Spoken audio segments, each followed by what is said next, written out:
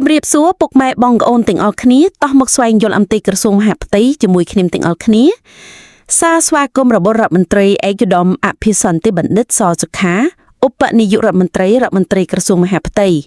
សូមស្វាគមន៍ចំពោះការចូលទស្សនាគេហទំព័រក្រសួងមហាផ្ទៃអ្នកអានជាទីគោរពដើម្បីឈ្មោះទេសម្រេចបានតាមចក្ខុវិស័យឆ្នាំ2050ដែលកម្ពុជាក្លាយជាប្រទេសមានចំណូលខ្ពស់រាជរដ្ឋាភិបាលបានដាក់ចេញនៅក្របខ័ណ្ឌនយោបាយយុទ្ធសាស្ត្របញ្ចកោណដំណាក់កាលទី1ដោយកំណត់យកអតិភិបកលឹះមនុស្សផ្លូវទឹកភ្លើងនិងបច្ចេកវិទ្យានិងផែនទីបង្ហាញផ្លូវសម្រាប់វិស័យ Digital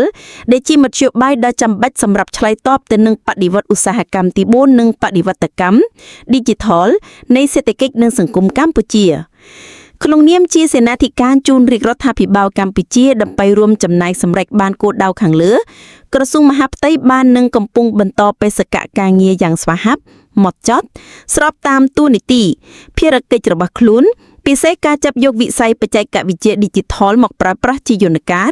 ក្នុងការពង្រឹងប្រសិទ្ធភាពការងារបម្រើសេវារដ្ឋបាលសាធារណៈសន្តិសុខសណ្ដាប់ធ្នាប់សង្គមភូមិឃុំមានសុវត្ថិភាពប្រយុទ្ធប្រឆាំងបទល្មើសគ្រប់ប្រភេទនិងការអភិវឌ្ឍមន្តធនមនុស្សហេតុដូច្នេះទើបក្នុងនីតិកាលទី7នេះតាមសំណើរបស់ក្រសួងមហាផ្ទៃរាជរដ្ឋាភិបាលបានសម្រេចបង្កើតនៅអគ្គនាយកដ្ឋានចំនួន2បន្ថែមទៀតគឺអគ្គនាយកដ្ឋានធនធានមនុស្សនិងអគ្គនាយកដ្ឋានបច្ចេកវិទ្យា Digital និងផ្សព្វផ្សាយអប់រំ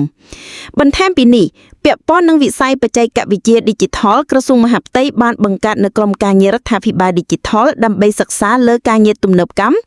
និងបរិវត្តកម្ម Digital ព្រមទាំងបានបង្កើតនៅផែនការយុទ្ធសាស្ត្របច្ចេកវិទ្យា Digital 2023-2027សម្រាប់ជាផែនទីតម្រង់ទិសដល់បណ្ដាអង្គភាពក្រមចំណុះក្រសួងមហាផ្ទៃទាំងថ្នាក់ជាតិនិងថ្នាក់ក្រោមជាតិមកទល់នឹងពេលបច្ចុប្បន្នក្រសួងមហាផ្ទៃក៏ជាស្ថាប័នជាតិដ៏រឹងមាំមួយដែលអាចដំពេញបេសកទូនីតិភារកិច្ចរបស់ខ្លួនបានយ៉ាងខ្ជាប់ខ្ជួនដោយសម្រេចបាននៅស្នាដៃធំនិងសមិទ្ធផល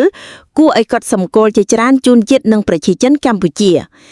សមិទ្ធផលដែលក្រសួងមហាផ្ទៃសម្រេចបានរួមមាន1ការសម្រាប់សម្រួលជំរុញនិងកែតម្រង់រដ្ឋបាលថ្នាក់ក្រោមជាតិពីប្រព័ន្ធគ្រប់គ្រងតាមបែបមជ្ឈការមកជាប្រព័ន្ធគ្រប់គ្រងរដ្ឋបាលតាមបែបប្រជាធិបតេយ្យវិមជ្ឈការ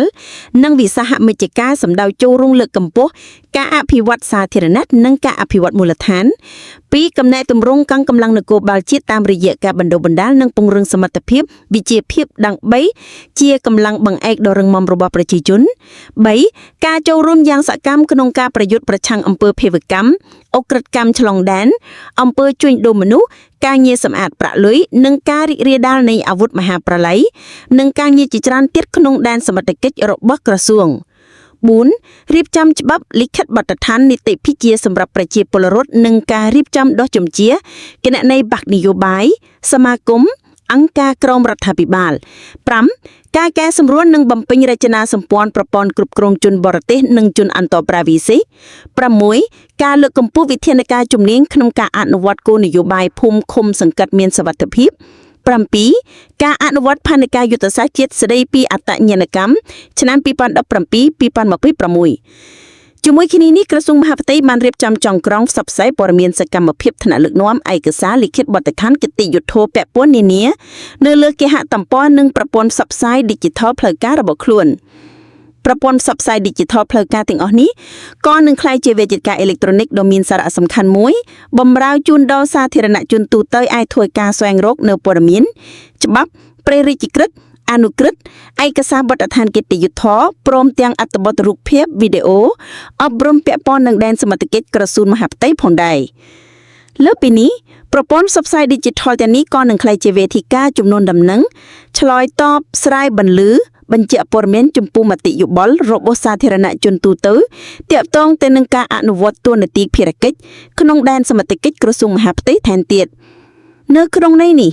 ក្នុងនាមថ្នាក់ដឹកនាំក្រសួងមហាផ្ទៃ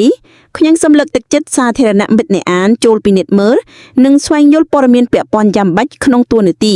ភារកិច្ចរបស់ក្រសួងមហាផ្ទៃដែលនឹងធ្វើបទជប់ភណភាពជាប្រចាំ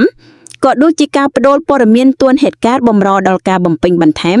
ពុទ្ធិរបស់មិត្តអ្នកអានក្នុងការចូលរួមធ្វើជាមតិយោបល់បំពេញបន្ថែមឬស្នើសុំការបន្លឺនានា